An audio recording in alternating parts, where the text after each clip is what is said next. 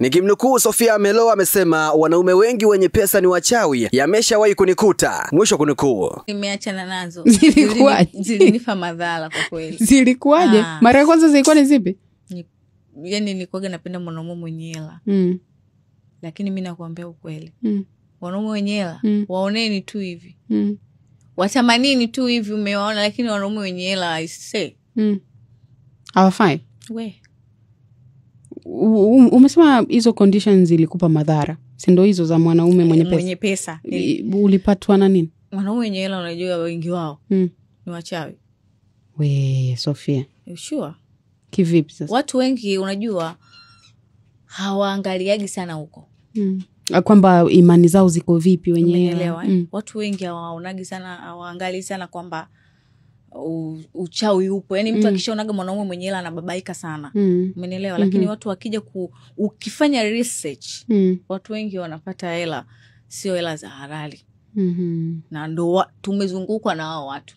Umewahi kukutana na mtu wa hivyo? Yes. Ni mmoja au ni zaidi ya mmoja? Ni zaidi ya mmoja. Na ni baada ya interview yako?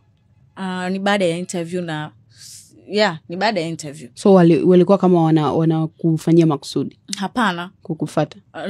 Mwingine labda hata kuangalia interview, labda tu alinipenda kwa sababu hivyo, unajua?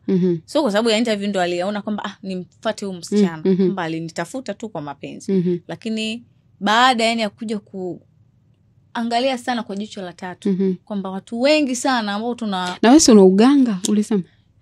Ndio hivyo, mambo fulani ya kurithi uganga kwa bibi baba, vitu kama hivyo. So unaonyeshwa? Naonyeshwa. Naambiwa huyu sio.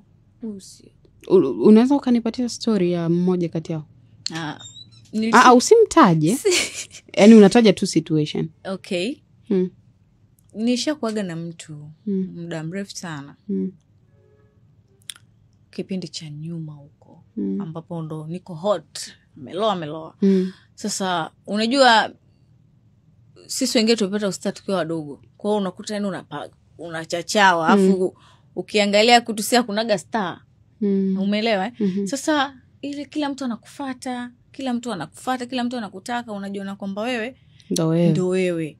Umeelewa? Kwa mwisho wa siku kwamba unaingia kwa watu sio sahihi.